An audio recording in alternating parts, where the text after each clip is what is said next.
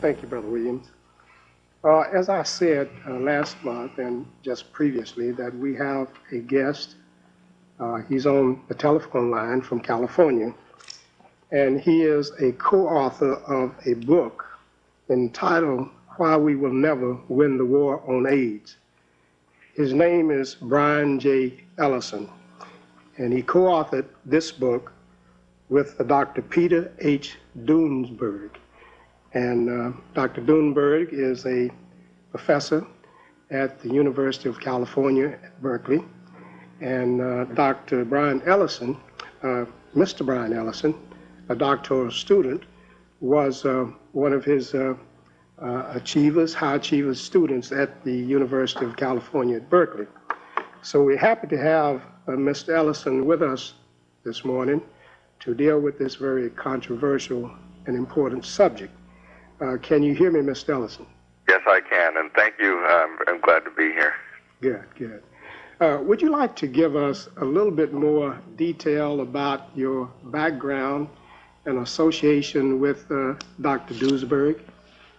Well, until recently, I've spent several years at the as a doctoral student, as you said, at the UC Berkeley, studying viruses and molecular biology, which is the science of studying DNA and genetics and viruses and cell culture and that sort of thing. So we've been working on studying cancer and AIDS in particular, which is where in studying AIDS we became, Dr. Duesberg and then I, in joining him, became very controversial, and I ended up losing my PhD even after 5 years, and Dr. Duesberg ended up losing his government research grant because of the discoveries that we made. Why do you suppose there's such resentment and opposition to you and Dr. Duesberg as a result of your studies concerning HIV and AIDS? Well, the war on AIDS this year, as a result of pressure from President Clinton, is now costing the U.S. taxpayers, just through the federal government alone, some $7 billion. That's a lot of money, and it's a lot of power. That money is being spent through 4 or 5 federal agencies primarily, or maybe 6 federal agencies. And the research money is coming mostly through the National Institutes of Health and the Centers for Disease Control and a couple of other agencies. And this money has bought scientists.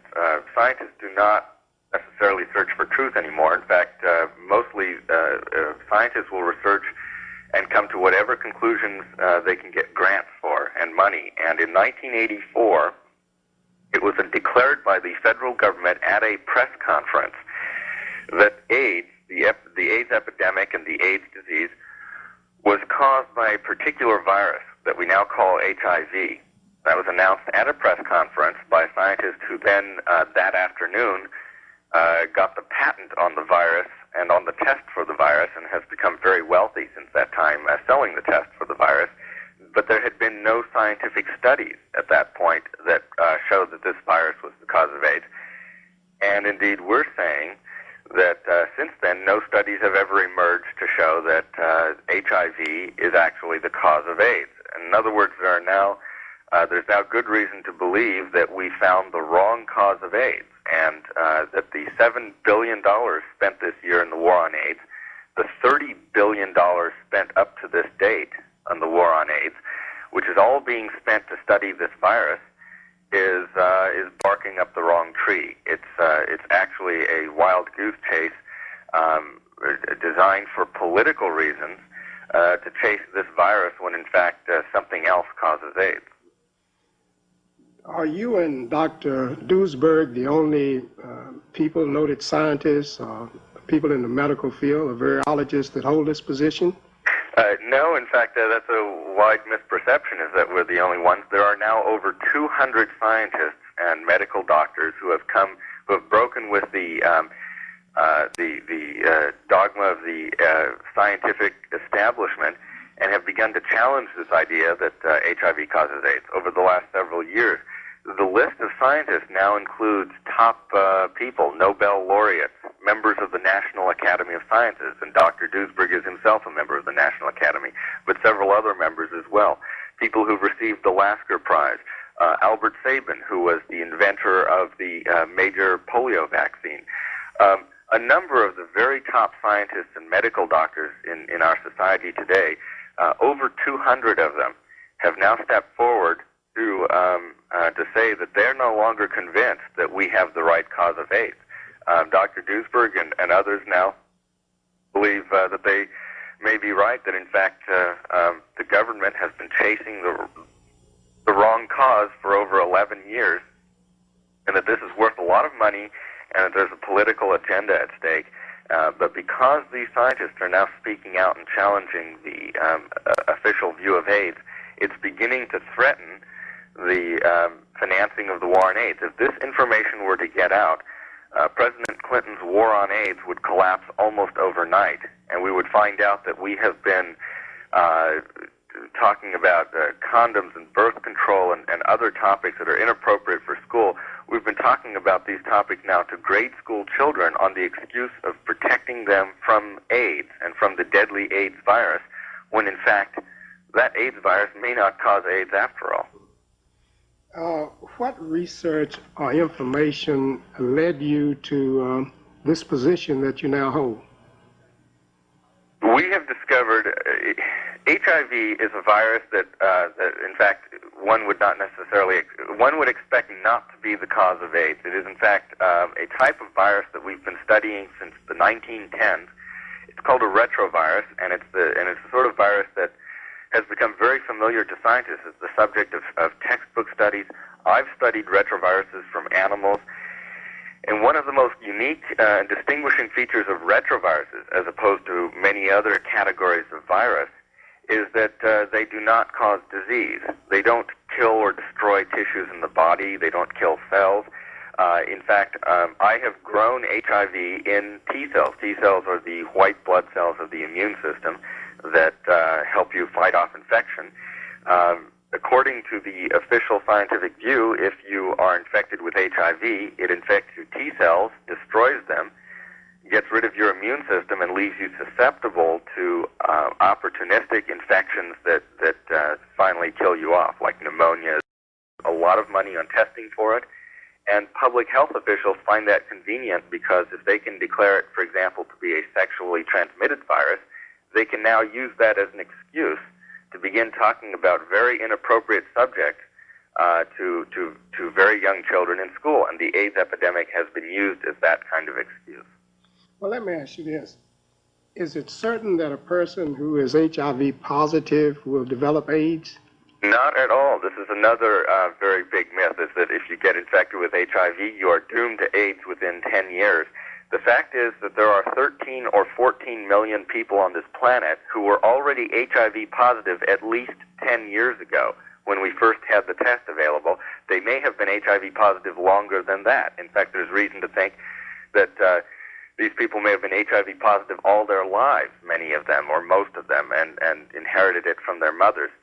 Of these 13 or 14 million HIV positives who've been HIV positive for at least 10 years, 95% or more have never developed AIDS. Never. That's in at least 10 years. That we're including Africa, Europe, the United States, Thailand. Wherever you go in Africa, there are 6 to 8 million people with HIV, and only a few 100,000 of them, maybe 300,000 or so, have actually developed anything that is called AIDS. And what they get in Africa is very different than what's gotten here in the United States. Over there, it's a different set of diseases. They get very different diseases than homosexuals get in this country. But because they're HIV positive, the diseases they have are being renamed AIDS instead of being referred to as the traditional diseases that they used to be. These are not new diseases. They're just being renamed AIDS. And in the United States, among male homosexuals, we have yet a different set of diseases that are also being called AIDS in people who are HIV positive, and yet most of these HIV positives are not becoming sick. Let me see if I understand you. You're saying that there are people who are HIV positive in Africa. I think I read a case of some a group of people in Africa who are HIV positive and they had never developed AIDS? Well, in fact, almost all the Africans with who are HIV positive have never developed AIDS. Part of what has to be remembered here is that I mean, we've only had maybe 250, 300,000 Africans developing what's called AIDS, and 6 to 8 million who are HIV positive, and that's in 10 years. So that would be, what would that be? About 1 in every 30 of the 6 to 8 million Africans with HIV.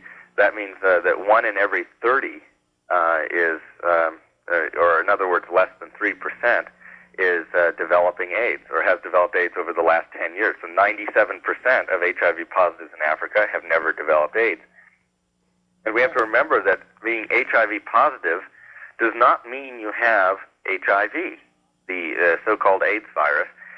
HIV positive means that you test positive for antibodies against the virus. Antibodies are made by you, your body, and your immune system to protect you from viruses. Most of us were infected with chickenpox, or maybe even measles, but at least chickenpox when we were younger. Chickenpox is a virus that infects you when you're young, then your body makes the antibodies against chickenpox, and the virus goes away, usually forever. We have now the antibodies. Those of us who were infected with chickenpox when we were young now have chickenpox antibodies. If you were to test us, you would say we are chickenpox positive because we have the antibodies. But that doesn't mean we have the disease anymore. The virus is gone. It's the same in HIV positive patients. These are patients who no longer have HIV. Their bodies were infected years ago. They overcame it. Now they have only the antibodies left. It's as if they were vaccinated now against it, just as we might be measles positive because we were vaccinated against measles. So you wouldn't expect this virus to cause disease. Once you're antibody positive, you should be fine. But scientists, for billions of dollars, they've been willing to turn upside down all the rules of science and biology to pretend that now if you have antibodies against a virus, that somehow suddenly means that instead of being protected, you're now doomed. So what you're describing, and I think you used the term in the ad, that this is a great scam, that some people are really dying as a result of false information? Yes, there are two ways in which this is happening. We believe, of course, that if we've got the wrong cause of AIDS here, HIV, then the real cause of AIDS is not being warned about. And secondly, the treatment itself, and I'll discuss that first before talking about the real cause of AIDS, the treatment itself, we now believe, since 1987, has itself become a cause of AIDS. The treatment is a drug called AZT, or azidothymidine. It's a very powerful chemotherapy drug, and I think most people know or have heard of or know of cancer patients who are on chemotherapy. Chemotherapy uses some of the strongest, most toxic chemicals ever known to man. In fact, the very first chemotherapy was mustard gas, the poison used in World War I. And AZT is such a chemotherapy. It's designed to kill growing tissues, such as, for example, cancer. Patients who are on chemotherapy, though, the side effects are just horrible and tremendous, and doctors usually hope that the chemotherapy will kill off the cancer at a faster rate than it kills off the patient. But, of course, it destroys all growing tissues, and parts of your body are made of growing tissues. Your blood supply is constantly formed of new cells that are being turned over and new ones are being created. So if you take chemotherapy, sometimes you need blood transfusions. Your immune system, your T cells are destroyed by chemotherapy. The lining of your stomach and your intestines, your skin tissues, your hair follicles. Cancer chemotherapy patients lose their hair because the chemicals destroy the hair follicles. It destroys all kinds of tissues, and this is why cancer patients on chemotherapy, taking these chemical drugs, waste away and look very, very horrible. And in fact, it's well known that among cancer patients taking chemotherapy that they have always been getting AIDS-type diseases, like AIDS-type pneumonia, pneumocystis carinii pneumonia, and so forth. because their immune systems are so destroyed that they are now susceptible to infection. AZT is a chemical that was originally designed as chemotherapy for cancer. It was so toxic that it couldn't even be approved for fighting cancer in the 1960s, so it stayed on the shelf.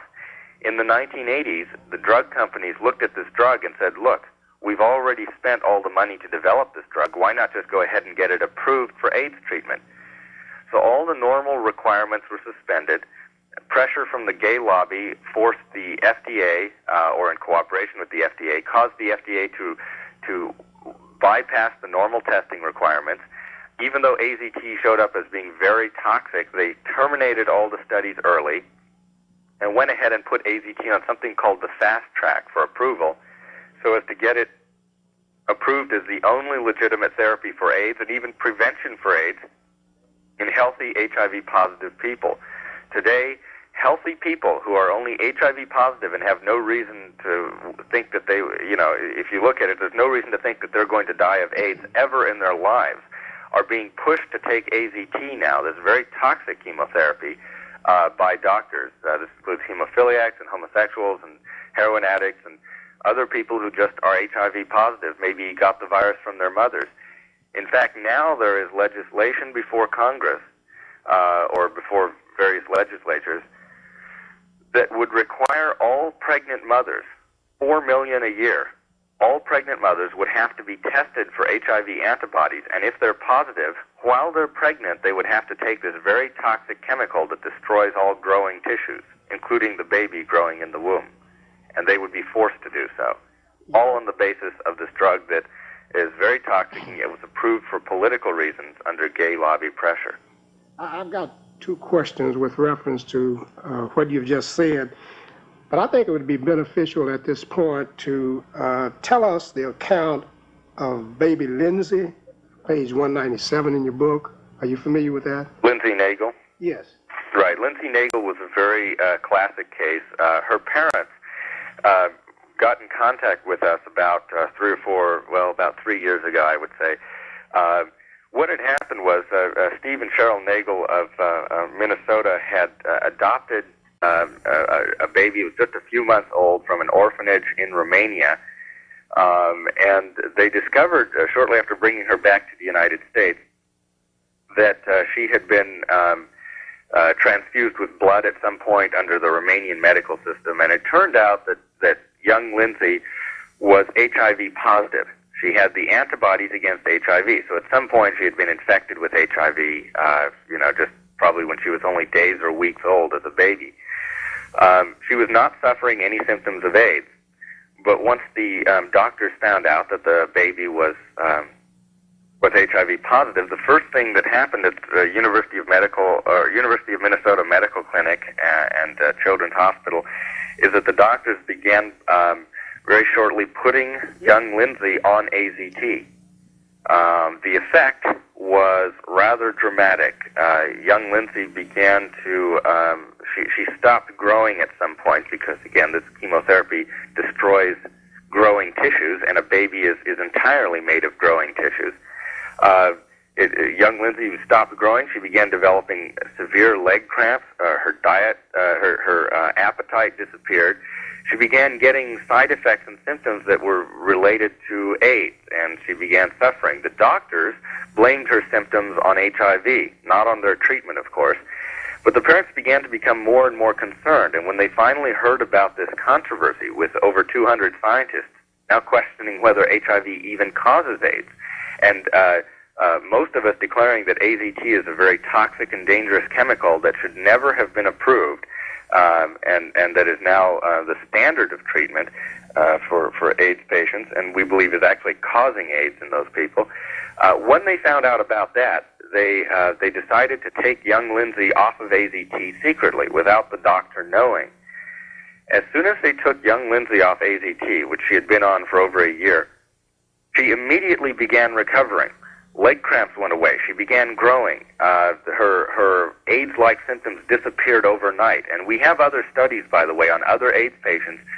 When you take them off AZT, they immediately begin recovering from AIDS once they stop taking AZT.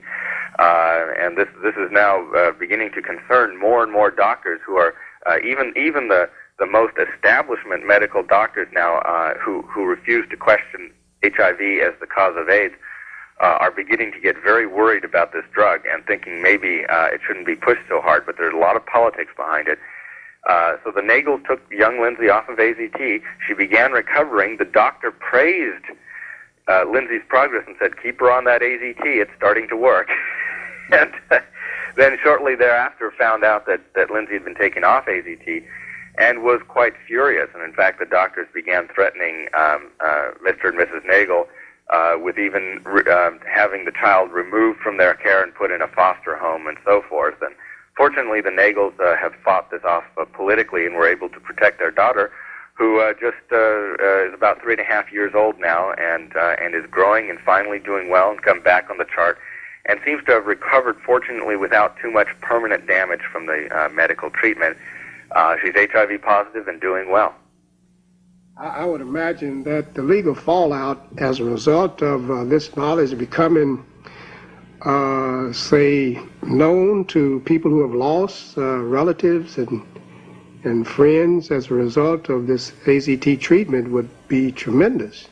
Yes, in fact, Burroughs Wellcome, the international pharmaceutical company that produces AZT, has taken 2 steps to try to protect itself politically and legally from what they see as impending legal action and political action against them.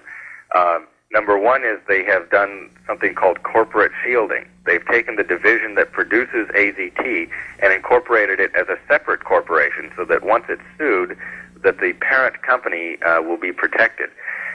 Secondly, what they have done is in the last 6 to 7 years, Burroughs Wellcome has dispersed now millions of dollars, and I do mean millions of dollars, to AIDS activist groups, almost entirely to gay rights organizations. The gay rights movement has been built in the last 6 to 7 years largely off of money from pharmaceutical companies like Burroughs Wellcome, and now from 2 or 3 other companies that also produce very similar and very toxic AIDS drugs, very much like AZT, has been sending this money to ACT UP, known as the AIDS Coalition to Unleash Power, ACT UP, and other gay rights organizations. Some of these organizations you read about in the news that demonstrate and cause riots and attack people are being funded by these pharmaceutical companies, and in some cases receive millions of dollars from these companies, which has in effect ensured the full cooperation of the gay rights movement in cooperating with continuing to keep pressure on the federal government to keep AZT legal and even to promote it and push it as forcible treatment. Even though you might think offhand this is not in the interest of homosexuals, but the point is the gay rights movement is completely bought and paid for by the pharmaceutical industry, and has accomplished 2 things. A, it protects AZT politically and legally, creating a lobby on its behalf. And second, of course, the gay rights movement has become a powerful legislative force in the last few years, precisely because they've made this pact with the AIDS industry.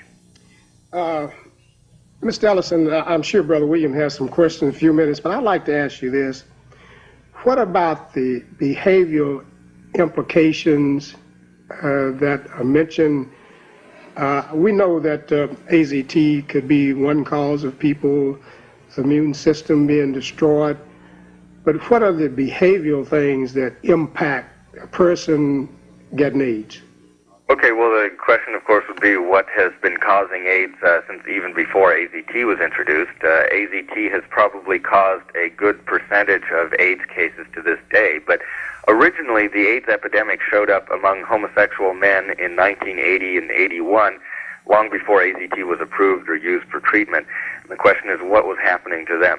What most people don't realize is that, and this is a fact that has been kept hidden by the homosexual community in this country and in Europe, because it's a very embarrassing fact. And in these days when gay rights are being pushed as a political agenda, it's not something that gay rights activists want the average member of the public to know.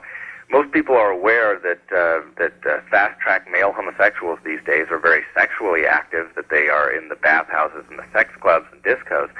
What most people don't know, in addition to this promiscuity, is that the promiscuity is so intense, in many cases involving dozens of partners in a single evening and hundreds to thousands of sexual partners with each year, is that this kind of intense sexual activity is accompanied by chemicals to make it possible. Drug abuse is probably more severe among male homosexuals in this country than in any other part of the population. Male homosexuals will go into the bathhouses in the evening. They will take cocaine, amphetamines, methamphetamines, and other drugs to get going and to get stimulated and to make them able to carry out their promiscuity. Then they take drugs like very, very toxic drugs like poppers, which are alkylated nitrites, and they take ethyl chloride that facilitate, that actually make it more possible for them to carry out types of sexual activity that are unique to homosexuals, which are otherwise normally physically not normal and not natural and possible unless you're taking these drugs. And then finally, to wind down, they'll take yet other drugs. Instead of stimulants, they'll take downers and tranquilizers and maybe heroin and various other drugs. So that in the course of an evening, a typical fast-lane male homosexual will have consumed a number of drugs, some of them extremely powerful drugs, some of them very toxic like the poppers, which we believe cause the skin cancer known as Kaposi sarcoma in gay men that is called an AIDS disease, and yet it occurs not among other AIDS patients, but almost entirely only among homosexual men, who are really almost the only people in the population who use the drugs known as poppers, or the drugs, the ethyl chloride drugs. And these drugs make possible the whole lifestyle, but what they don't want to acknowledge, and what most people don't realize, is if you're using those levels of toxic drugs and in those combinations for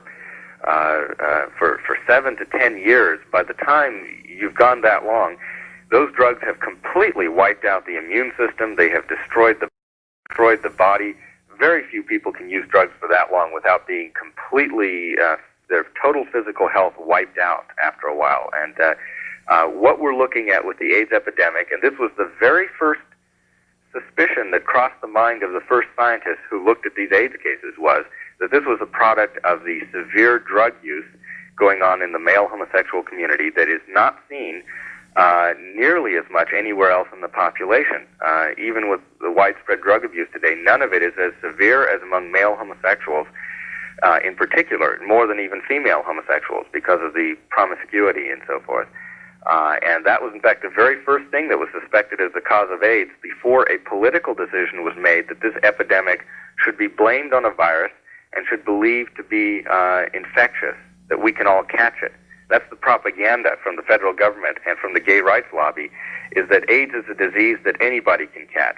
You could be middle class, heterosexual, with a family in the suburbs, going about your business in a normal way. You can be a Bible-believing person going to church. You too can get AIDS. That has been the propaganda now for 10 years because they want to believe it's a virus.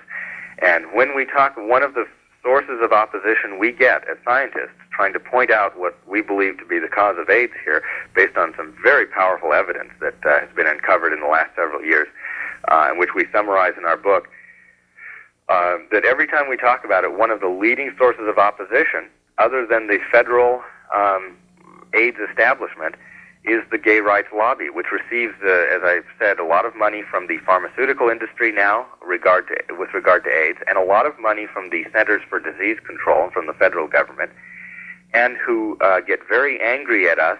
And this really surprised us at first until we thought about it, who get very angry with us for blaming the victim and for letting heterosexual people, ordinary middle-class folk, off the hook to where they don't feel, where we're, in effect, we're letting people know they don't catch AIDS unless they're doing long-term heavy drug use. That last statement that you made, how do people get AIDS? Are there 2 or 3 ways that a person can develop full-grown AIDS? And the follow-up question, can a person who has developed AIDS be healed? Well, Okay, both are excellent questions. So we don't believe you can catch AIDS. It's not caused by any virus at all. That, in other words, the virus is the HIV is the fourth virus blamed for AIDS. In fact, before then, the virus hunters, who are the most powerful men in the biomedical research establishment, were trying to blame other viruses for AIDS. First, they chose cytomegalovirus, which causes a disease that's not unlike mononucleosis, but they also wanted this virus to cause AIDS. Then they switched to Epstein-Barr virus, which does cause the classical mononucleosis that we know about, and that one also they wanted to blame for AIDS. Then they went to HTLV-1, which was a retrovirus and also harmless, but they wanted to blame it for leukemia and then also for AIDS. And finally, they settled on HIV as the virus they're blaming for AIDS. There's no reason to think any of those cause AIDS. In fact, that there's no virus at all that causes AIDS. AIDS is today 90% of AIDS cases in the United States and Europe, unlike in Africa. 90%, 9 out of every 10 AIDS cases, are still men. They're still men. This is unbelievable. This is not something you see in a venereal disease or a sexually transmitted disease or in the flu or any other disease that you can catch. All other transmitted diseases, sexually transmitted or flus or colds or anything else, are 50% men, 50% women within a very short period of time.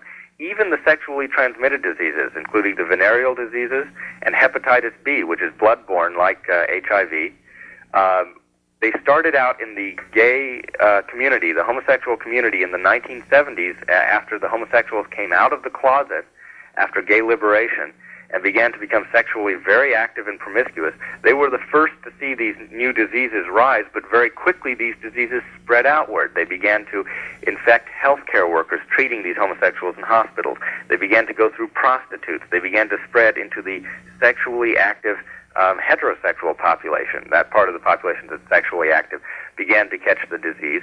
And within a couple of years, every one of those diseases became equal between men and women. And yet AIDS, after 15 years, is still 9 out of every 10 AIDS cases occurring in men. That is a dead giveaway that this is not caused by a virus, and it's not transmissible. It's something in the lifestyles of the people who are developing AIDS. If you look at those lifestyles, again, over 90%, maybe 94% of people who are developing AIDS in the United States or Europe are either homosexual men using large numbers of drugs for 10 years. I mean lots and lots of drugs. Or they are heroin addicts, who are the second most severe group of drug addicts, who are injecting drugs, cocaine or heroin, through needles right into their bloodstream. And again, that's the hardest core point of drug use. That's the end point after a person has tried all kinds of other drugs. That's the point at which they're ready to die. And that covers 94% of all AIDS cases in the United States and Europe. And then there are a few others of people who simply happen to have a tuberculosis or a pneumonia that gets renamed AIDS because the person also, by coincidence, happens to be HIV positive. And now in the last 7 to 8 years, we've been adding a number of AIDS cases through the AZT treatment. So we believe it's almost entirely drugs for almost everybody in the Western world. This is a classic case. Greg Louganis, who was recently referred to as having AIDS. Greg Louganis was, in fact, a very active homosexual and probably used quite a few drugs himself. Well, we're going to go to our telephone line, and if you'd like to call in and ask Mr. Brian Ellison some questions, feel free to do so. Brother Williams, do you have any questions at this time? I just had one question in particular, and that is you kept referring to HIV and that it's not caused or related to AIDS per se. How does one get HIV? What is that? What causes it? That's a very interesting question. HIV is a virus that can spread like viruses do, and if HIV caused AIDS, then you would see AIDS spreading out of the risk groups the way the virus can spread out of the risk groups. HIV, as I said earlier in the show, is has infected about 13 or 14 million people worldwide. And the interesting thing, one of the things we have learned about retroviruses like HIV in animals and in humans over the last 80 years or 85 years that we've studied these viruses is that in general, in nature, these things are transmitted mother to child during pregnancy, so that when the child is born, it's already infected with the retrovirus. This is possible because these viruses are so harmless, particularly these retroviruses, are so harmless that it never causes a disease. So you could be born with it, you'll never suffer disease, and you'll grow up to have your own children who will catch the virus, and it goes on and on like that. It is otherwise, unless you get it at birth, it's very difficult to transmit. So we believe that the great majority of people in the world, and probably just about everyone in Africa who has the virus, these people inherited it from their mothers, who in turn inherited it from their mothers. And we have good reason to believe that this virus is many centuries old in Africa and has never caused a problem there, and it's still not causing an AIDS epidemic there. We have some diseases associated with malnutrition and starvation over there that are being renamed AIDS, but they're different diseases than the homosexuals get in our country. And in fact, these are diseases that have been known with or without HIV in Africa for a long time.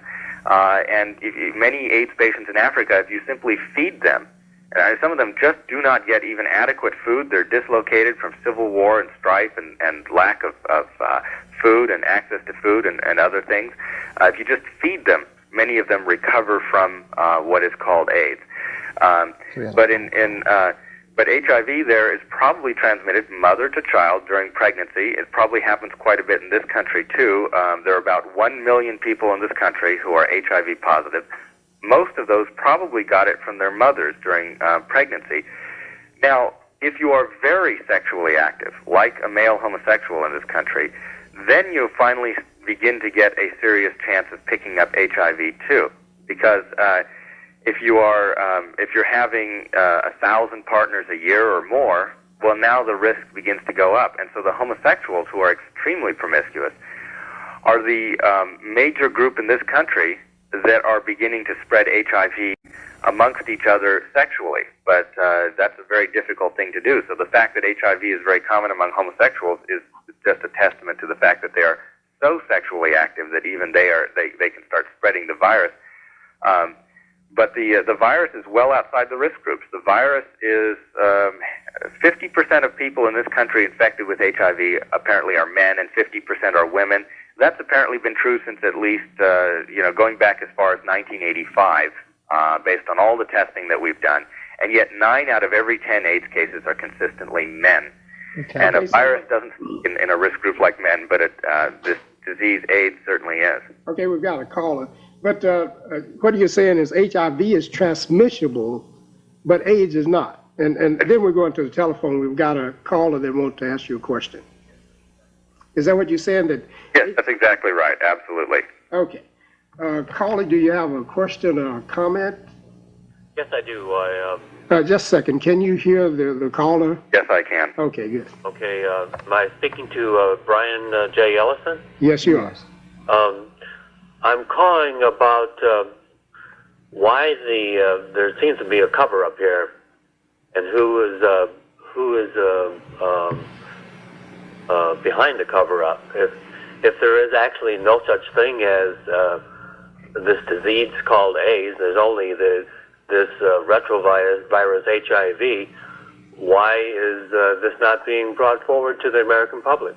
That's a very excellent question. It's a question we cover in at least 2 or 3 of the chapters in our book because it's so very, very important. As I mentioned earlier, there have been some $30 billion, that's $30